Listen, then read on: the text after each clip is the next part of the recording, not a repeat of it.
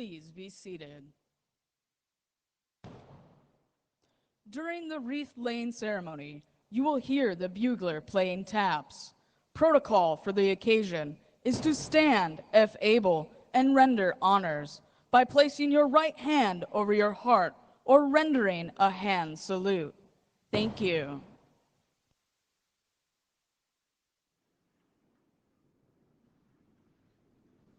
The President of the United States has arrived and is being greeted by the host for today's observance, the Honorable Dennis McDonough, Secretary of Veterans Affairs, Ms. Karen Durham Aguilera, Executive Director, Army National Military Cemeteries and the Office of Army Cemeteries, Major General Trevor J. Bradenkamp, Commanding General, Joint Task Force, National Capital Region, and United States Army Military District of Washington, and Command Master Chief Petty Officer Retired John S. Hanzuk, National President, Fleet Reserve Association.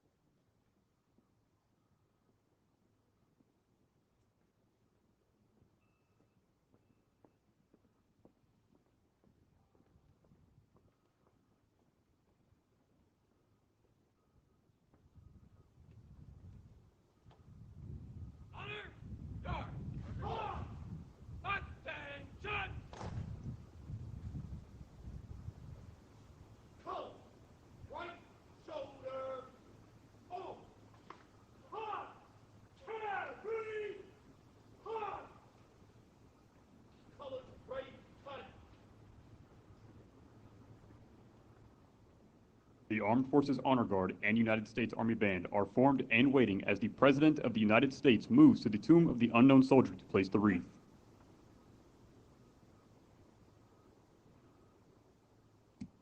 Distinguished guests, please stand for the national anthem and remain standing for taps.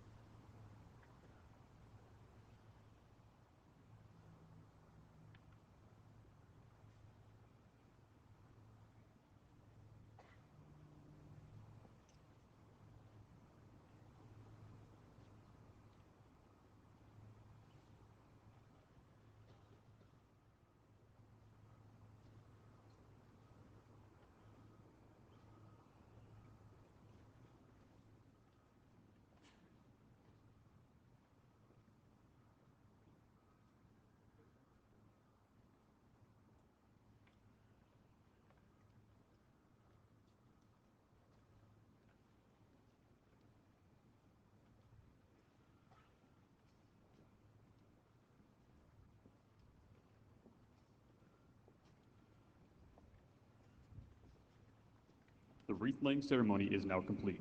The Veterans Day program will begin momentarily. Please move to your seats.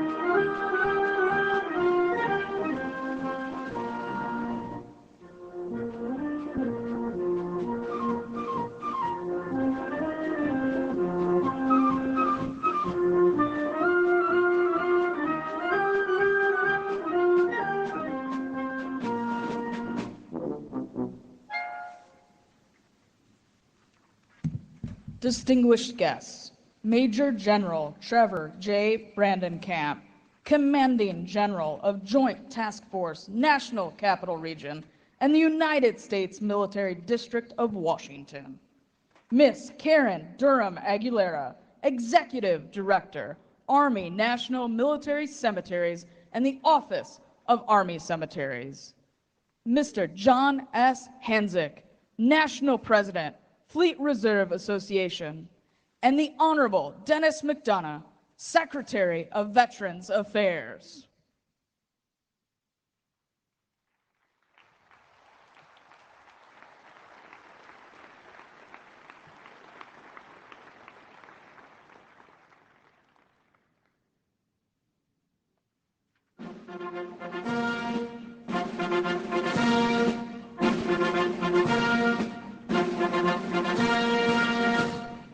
Distinguished guest, the President of the United States.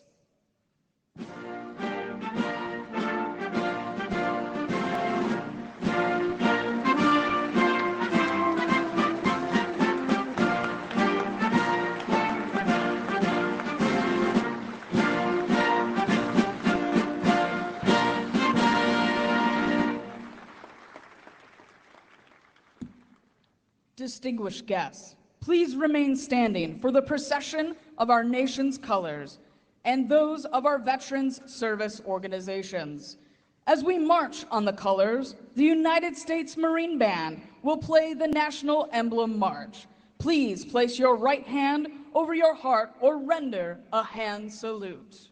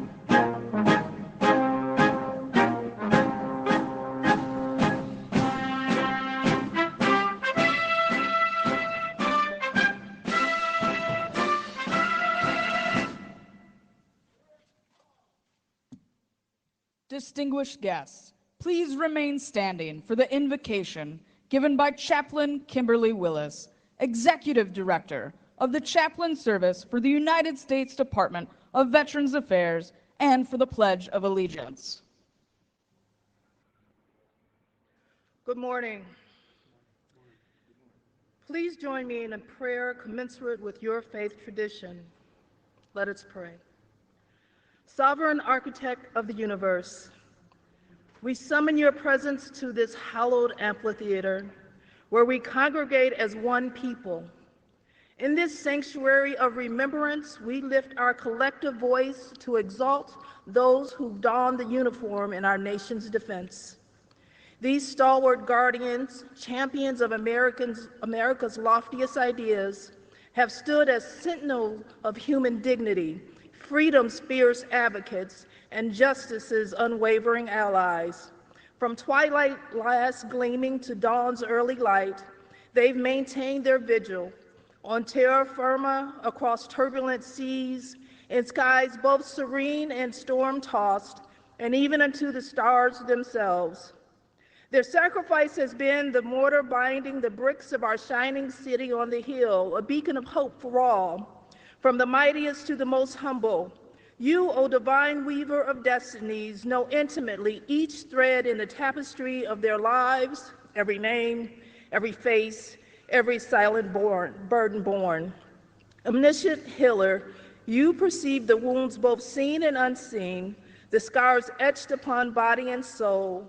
Your balm of comfort envelops those awaiting the return of those missing in action and those who have lost their beloved to the altar of liberty.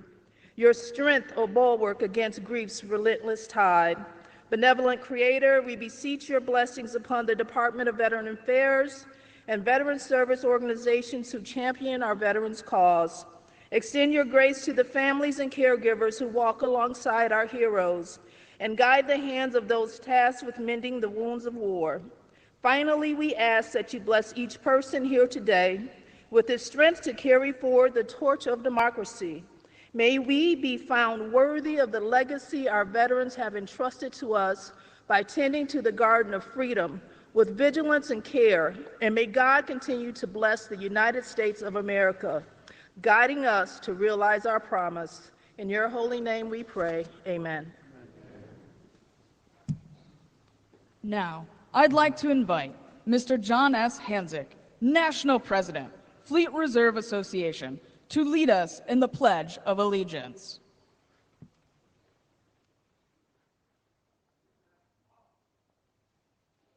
I pledge allegiance to the flag of the United States of America and to the republic for which it stands, one nation, under God, indivisible, with liberty and justice for all. Please be seated.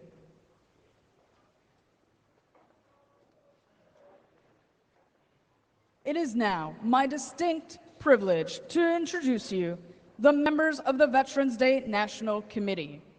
The committee was formed by presidential order in 1954 to plan this annual observance in honor of America's veterans and to support Veterans Day observances throughout the nation. Please hold the applause while I have introduced each special guest. If you're able, please stand when your name is called.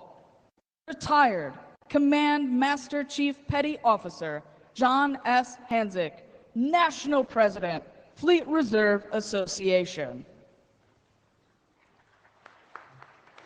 Retired Sergeant Major Horace Johnson, National Commander, AMVETS. Mr. Joseph Patterson, National Commander, Army and Navy Union, United States of America. Retired United States Navy Force Master Chief Gary McCure, President, Non-Commissioned Officers Association of the United States of America. Mr. Gary B. Leach, National Vice Commander, the American Legion. Mr. Robert Olivares, Jr., National Commander, Military Order of the Purple Heart. Mr. Timothy Morgan, National Commandant and Chief Executive Officer, Marine Corps League. Retired United States Army Major General Father William D. Razwoff, Executive Director, Military Chaplains Association of the United States of America. Mr. Robert Thomas, National President and Chairman of the Board, Paralyzed Veterans of America. Mr. Michael Perry, National Commander, Legion of Valor of the United States of America. Retired United States Air Force Lieutenant Colonel David J. Worley, Commander-in-Chief, Military Order of the World Wars. Retired United States Navy Chief Petty Officer Deborah Olshig, Immediate Past National President, TRIA, the Enlisted Association.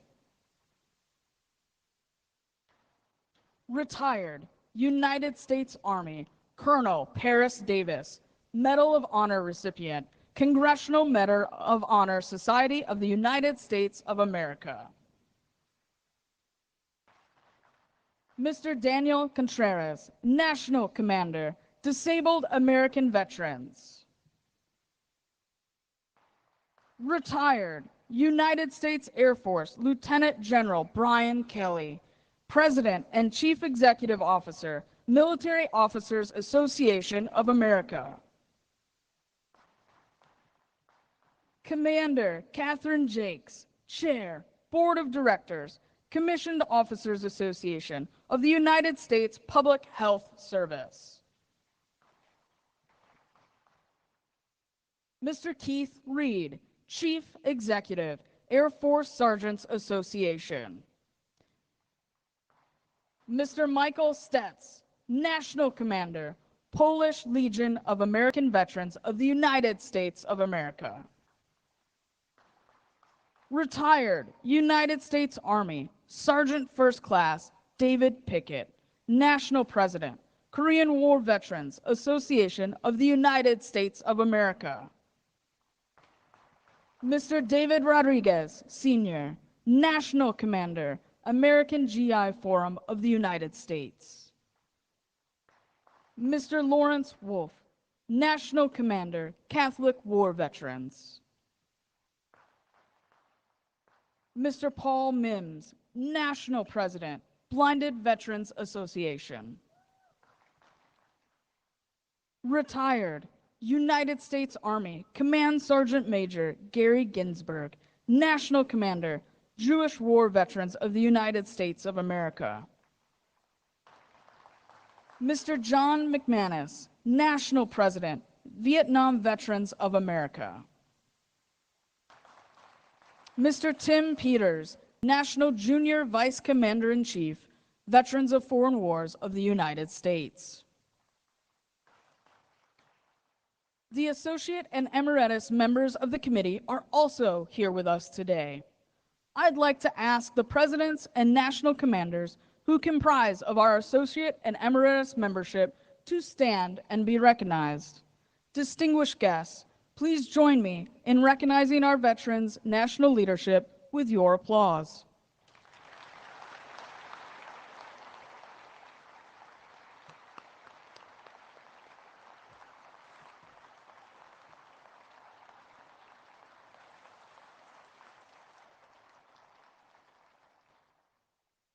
It is now my pleasure to introduce the Executive Director, Army National Military Cemeteries and the Office of Army Cemeteries, Ms. Karen Durham Aguilera.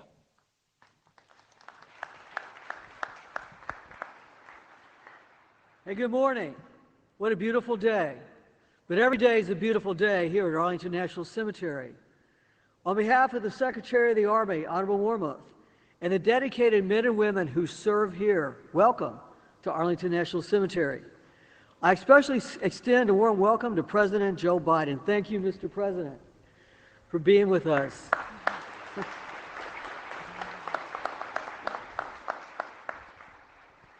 and honoring our nation's veterans.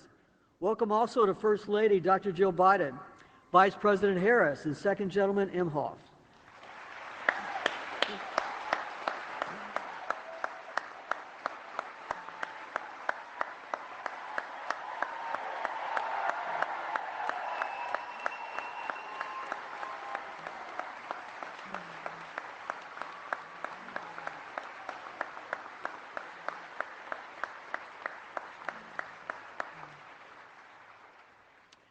I want to thank the host for today's observance, Secretary of Veteran Affairs McDonough, and his key guests, Fleet Reserve Association National President Mr. John Hansick. Welcome. Our Secretary of Defense, Lloyd Austin, and our Chairman of the Joint Chiefs of Staff, General C.Q. Brown. Welcome also to visiting dignitaries, Cabinet Secretaries, Service Chiefs, our veterans and families, and everyone watching across our great nation. Thank you for being with us. The theme of Veterans Day 2024 is a legacy of loyalty and service. For over 160 years, Arlington National Cemetery's legacy has been to serve, proudly and honorably, as the final resting place for more than 420,000 service members and their families. I cannot think of a more fitting place than here, the very center of our nation's most hallowed grounds, to commemorate and honor America's past, present, and future service members. Arlington National Cemetery embodies our nation's enduring gratitude for our veterans. Each grave marker and monument tell a story of service, commitment, and sacrifice. These 639 acres represent a solemn gathering place for families and friends to remember their service members, celebrate their contributions, and take comfort in their everlasting legacy that continues to uplift our country today. It is poignant that each person here today and across the nation, we can all recall the impact a service member has had on our lives, whether personally or through the steadfast protection of our nation. The courageous actions of those who serve have an enduring legacy, not just in the United States, but across the world. And as you walk the grounds of our nation's most sacred shrine, remember, no gravesite at Arlington National Cemetery can ever be purchased. Each must be earned with honorable service. To those with family or friends laid to rest here, please know we will always take care of your loved one. Remember them and recognize their service to this great nation. This commitment is the heartbeat of our mission, and each day it inspires every one of our active duty, veteran, and civilian employees. To serve here is an honor and a privilege. I extend my gratitude to spouses, parents, family members, and the Gold Star community for your unwavering devotion and commitment to your loved ones who have served or are currently serving in any capacity. Your courageous support does not go unnoticed. And for veterans, you are the backbone of our country. You have taken an oath to honor and protect our country. And in the words of President Eisenhower, your service preserves our heritage of freedom. And our mission at Arlington National Cemetery is to honor you always. We see you and we celebrate your legacy, loyalty, and service today and every day. Again, welcome to Arlington National Cemetery. Thank you.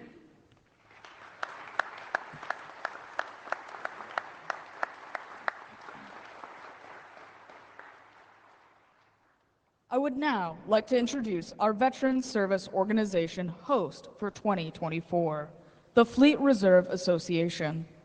Today on Veterans Day, the Fleet Reserve Association celebrates its 100th anniversary as a congressionally chartered VSO.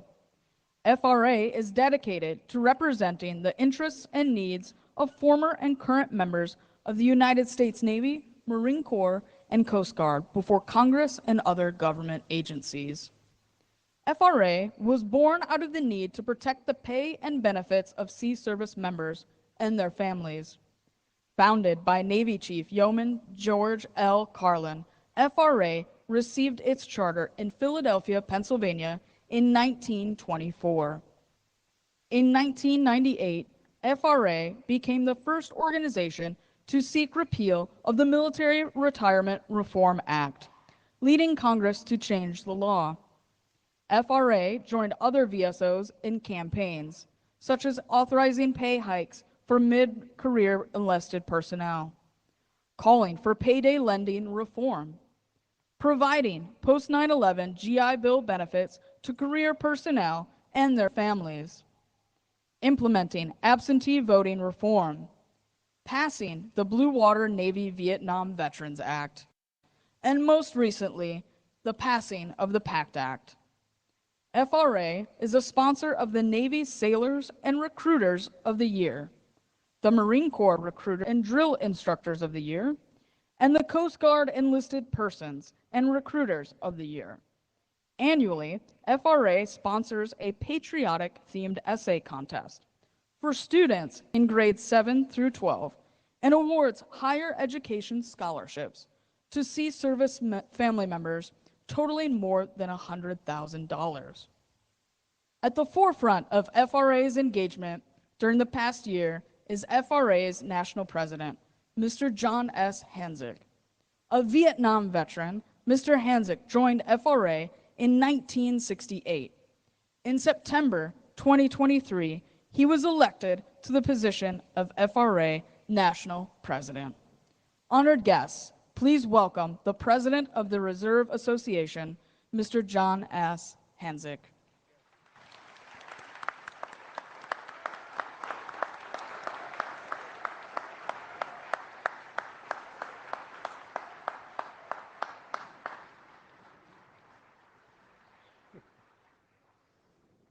Good morning, everyone. Thank you for attending the 2024 Veterans Day service here at Arlington.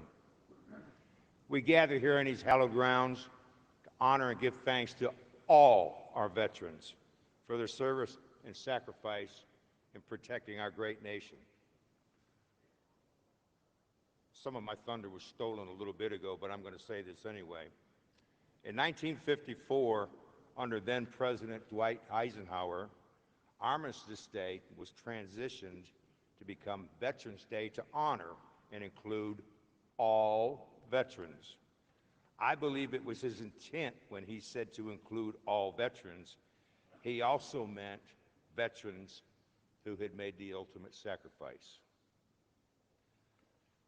To my fellow veterans, I salute you.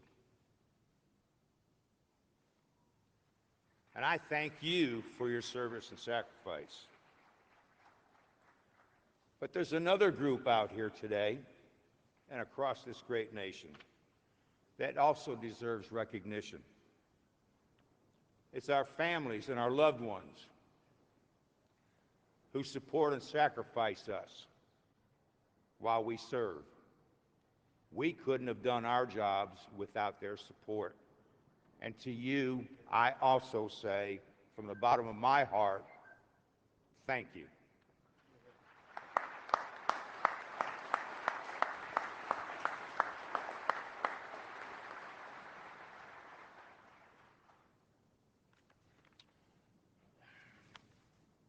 Once again, I'm going to repeat something, but I have to do this because I'm very proud of it. This is also a special day for the Fleet Reserve Association, as previously mentioned. On this day in 1924, Congress chartered us as a veteran service organization. We are 100 years old. To my fellow shipmates, happy birthday!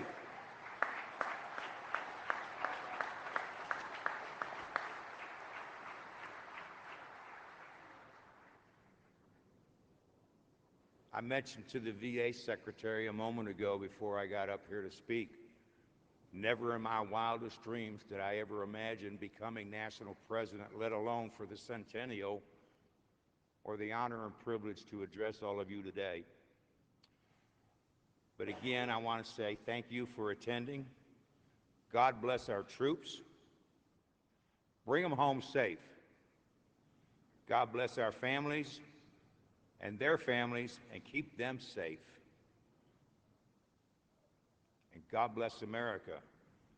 Now I am honored to introduce the host for today's ceremony and our chair for the Veterans Day National Committee and the Secretary of Veterans Affairs, Dennis McDonough.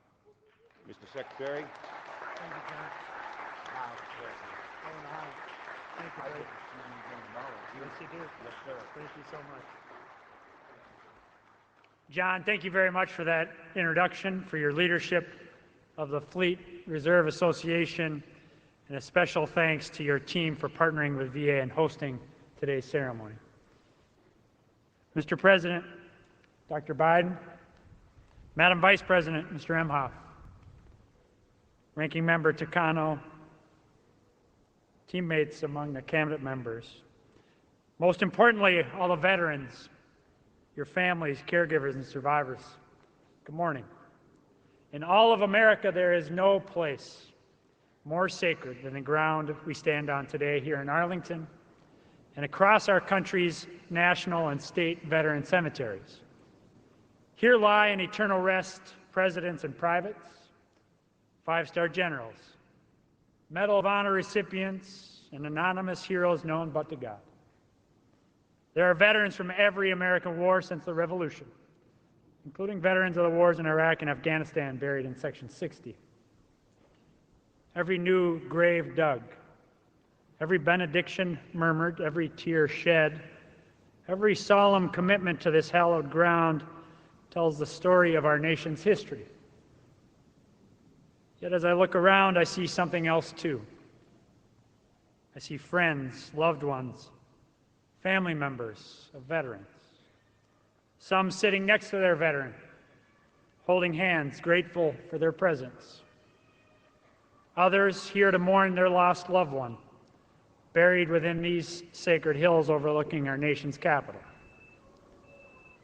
As John just said, military and veteran family members may not wear a uniform, but their courage and sacrifice are profound and worthy of our admiration. Military families endure the hardships of long deployments and training exercises without their loved ones. They pick up their lives and move across the country, even across the globe when their service member gets a new assignment. They selflessly care for the injured or ill service member or veteran when they're unable to care for themselves. So we're here today to honor them as well. I'm thinking of veteran family members like Angela Bell. Angela's son, Sean, served 20 years in the Army and died by suicide in 2021. Angela has dedicated her life to helping other families avoid that same devastation. I'm thinking of Cindy and Lee Stover, who've cared for their son, Joe, a Navy veteran, since he was partially paralyzed after a traumatic brain injury. Cindy and Lee show that veteran caregivers are heroes too. I'm thinking of Danny Ingram, Marine veteran, husband to a fellow Marine, Staff Sergeant Eric Alva, the first Marine seriously injured in the Iraq War. Danny fights for all veterans and family members, saying that, like so many military spouses, I do what I can to be supportive of someone who's not only my love, but also my hero. I'm thinking of Ellen Gustafson, wife of an active duty Navy SEAL. Ellen brings together veterans and military family members to volunteer as poll workers, strengthening our nation and its democracy through public service. I'm thinking of Jeremy Hilton, Navy veteran and Air Force spouse. Jeremy has found a new mission, advocating for military children with special needs. And I'm thinking of family members like VA's Deputy Secretary Tanya Bradshaw, Army combat vet, spouse, daughter, granddaughter of combat veterans. An example of the shared family value of service that is so often passed down from one generation to another. Of course, we have another strong military family in attendance today. The surviving mother and father of Iraq combat vet, Major Bo Biden. President Biden and Dr. Biden have been unrelenting in their advocacy for veterans and their families. President Biden has spent his entire career fighting like hell for veterans, just as he charged me and my VA teammates to do 4 years ago. has continuously demanded that VA deliver more care and more benefits to more vets than ever before. Mr. President, thank you for your no-nonsense, frequently personally delivered in unmistakable fashion, demand that VA take care of vets. Thank you for reminding us that we still have so much work to do. And thank you for always, always keeping the faith. With that, it is my great privilege and my profound honor to introduce the 46th President of the United States of America, Joe Biden.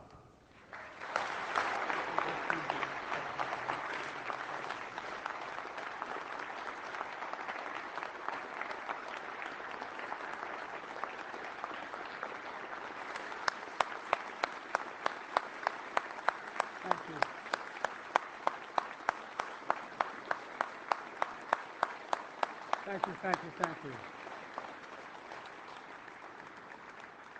It's a great honor to be standing here again.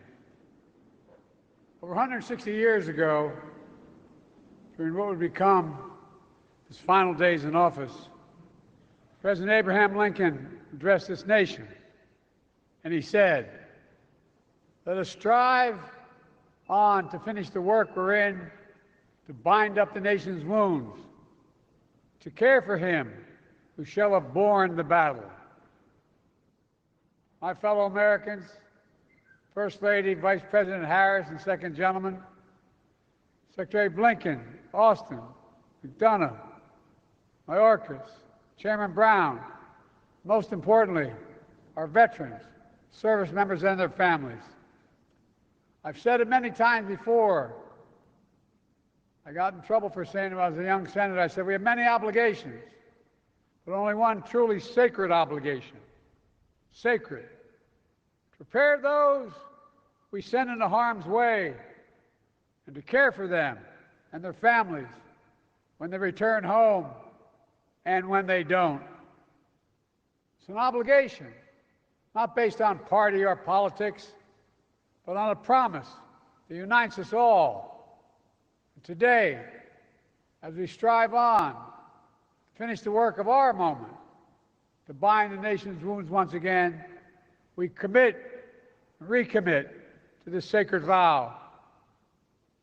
This is the last time I will stand here at Arlington as Commander-in-Chief. It's been the greatest honor of my life to lead you, to serve you, to care for you, to defend you, just as you defended us. Generation after generation after generation. You are the greatest fighting force, and this is not hyperbole, the finest fighting force in the history of the world. I'll never forget standing at Valley Forge, our nation's first soldiers laid down their lives to deliver a nation where everyone is entitled to inalienable rights, life, liberty, pursuit of happiness. And I'll never forget walking the hills of Gettysburg, where thousands more shed their blood to make those words real. I'll never forget in Belleau Woods, visiting there to pay tribute to the heroes who stepped on that beach, or standing in the cliffs of Normandy 80 years after D-Day to honor the service members and veterans who literally saved the world with absolute heroism. Just standing there, you wonder how in God's name did they have the courage to do what they did. I'll never forget visiting bases in Korea, where America's sons and daughters answered the call to defend the people they had never met. For paying my respects in Hanoi, where so many of our troops defended democracy, including my friend and once worked for me, Senator John McCain. I'll never forget my trips to Afghanistan and Iraq, where tour after tour, young men and women served and sacrificed to keep our nation safe. 4 presidents faced a decision after we had gotten bin Laden, whether to end our longest war in history in Afghanistan. I was determined not to leave it to the fifth. Every day I still carry a card with me, my schedule every single day for the last 10 years. On the back of my schedule it says, U.S. daily troops in Afghanistan. U.S. troops died in Afghanistan as of today, 2,465. Troops wounded in Afghanistan, 20,769. U.S. troops, Iraq, died in Iraq, 4,620. Wounded in Iraq, 32,766. Ladies and gentlemen, this is my duty as president, but also as a parent. Like many of you, our son Bo Biden deployed to Iraq for a year with the Delaware National Guard. I still remember the day he asked me to pin his bars on him. He stood ramrod straight. How proud Jill and I and our entire family felt. Like so many of you, we also remember how hard it was when he was deployed.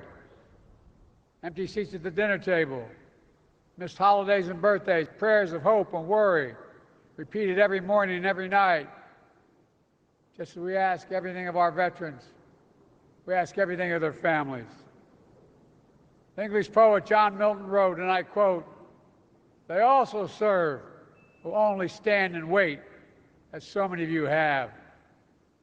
So for all the military families, to all those with a loved one still missing or unaccounted for, to all Americans grieving the loss of a loved one who wore the uniform, Jill and I want you to know we see you, we thank you, and we'll never stop working to meet our sacred obligation to you and your families.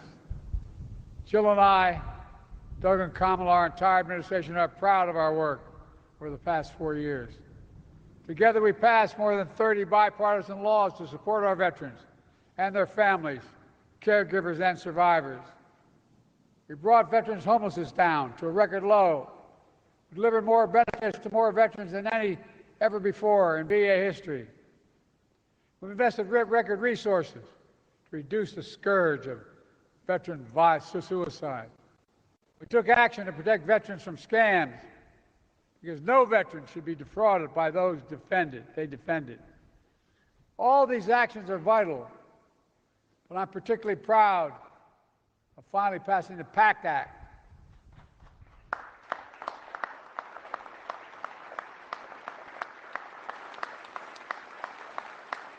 This is the most significant law in our history, our nation's history, to help millions of veterans who are exposed to toxins like Agent Orange and burn pits during their military service.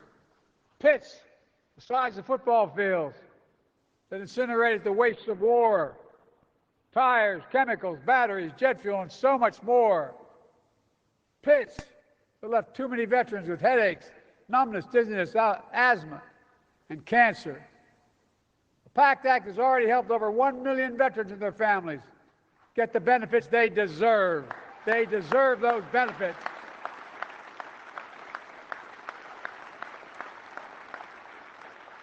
Today, I'm proud to announce that the VA will expand the number of cancers covered under the PACT Act.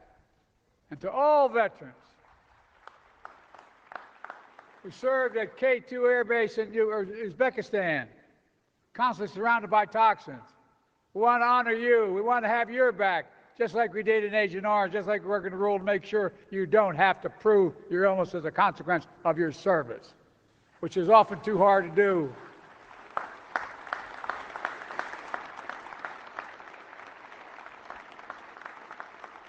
God willing, we will make sure that any rare condition you've developed is covered. We're committed to getting this rule in place by the end of my term. Folks, this matters.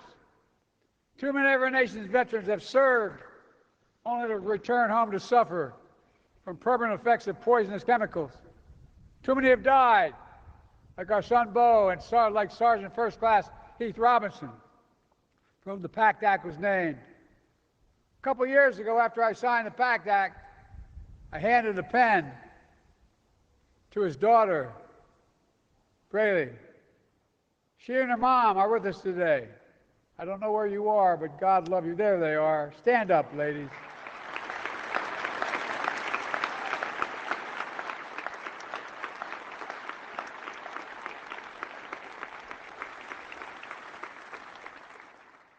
Give me a word, I mean this. I'll never forget.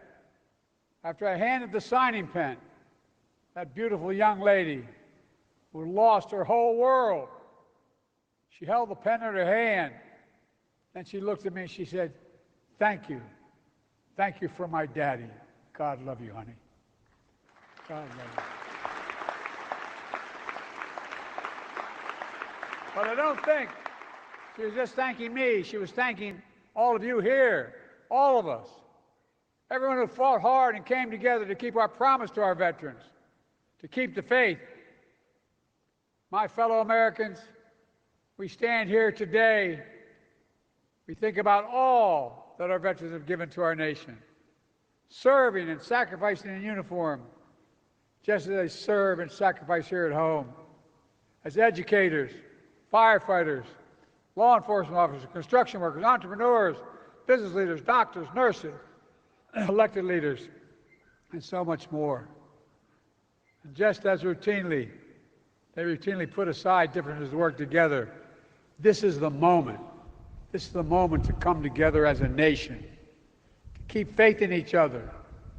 The world is dependent on each of you and all of us, all of you, to keep honoring the women and the men and the families who have borne the battle, to keep protecting everything they fought for, to keep striving to heal our nation's wounds, to keep perfecting our union.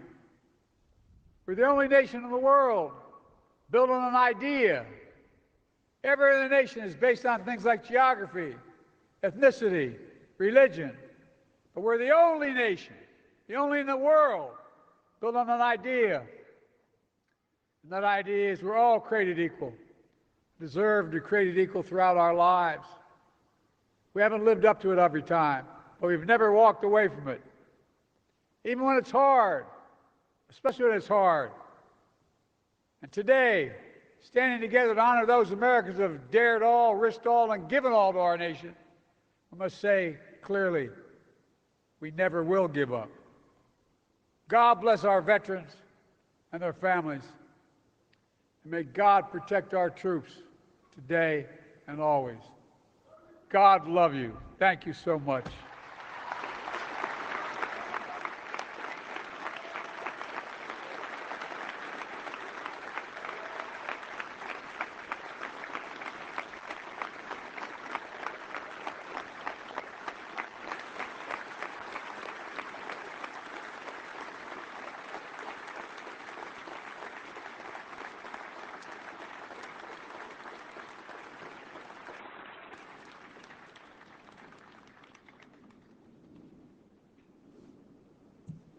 Distinguished guests, please stand and join the United States Marine Band and Navy Sea Chanters in singing God Bless America, and remain standing as we retire the colors.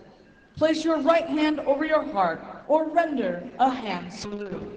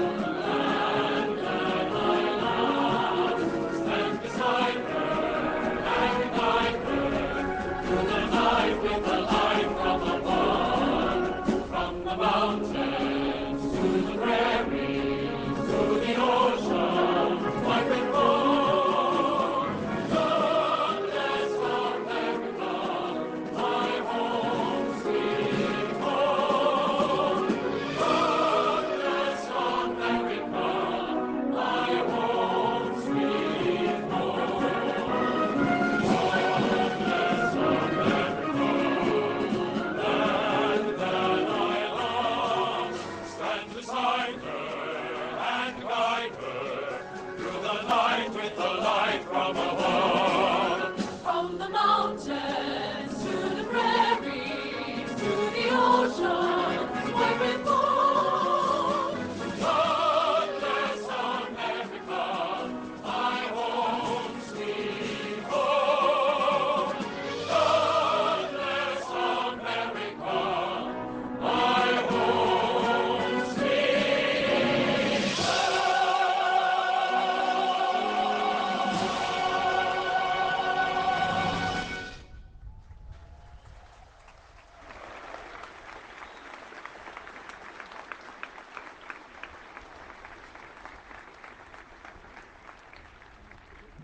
Retire the colors.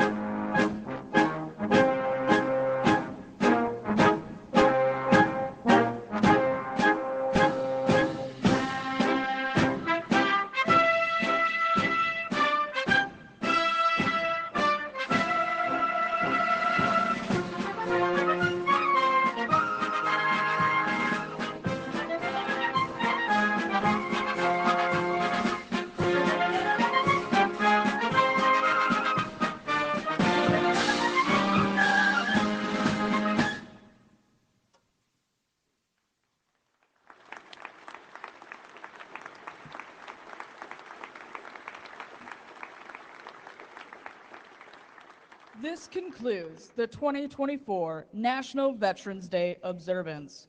Please be seated for the departure of the President of the United States and the official party.